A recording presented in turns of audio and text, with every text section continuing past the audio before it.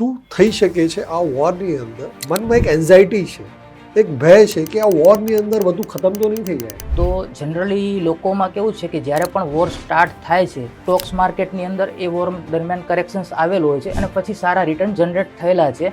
FII બી Stokes માર્કેટમાં selling કરી રહ્યા છે. ટ્રમ્પની એક સુપર મેસી છે કે ભાઈ મારે આખા વર્લ્ડની ઉપર રાજ કરવું છે અને હજી એ ટ્રમ્પ એવું માને છે કે અમેરિકા સુપર મેસી છે. એમનો પહેલો ટાર્ગેટ ચાઇના હતો. એમણે ઇકોનોમિકલ જે વોર કર્યું તો ટેરિફ દ્વારા કર્યું, પણ એમનું એક જ થિંકિંગ હતું કે વર્લ્ડની ઇકોનોમી એક વખતની ક્રેશ થાય છે, એમને પોતાને ડોલર સ્ટેબિલાઇઝ કરવો છે. અમેરિકા એવું ઈચ્છે છે કે જે પણ દેશ પોતાની કરન્સીમાં બિઝનેસ કરે છે એ બિઝનેસ ના થઈ શકે. મેઇન વસ્તુ જે છે એક જ વસ્તુ હોવાથી કે ઓઇલ જે છે તો ઓઇલ સપ્લાય ઈરાન દ્વારા જે થતું હતું, જે છે એ બધું બિઝનેસ ડોલરને સ્ટેબલ અને ઉપર લાવવાનું છે.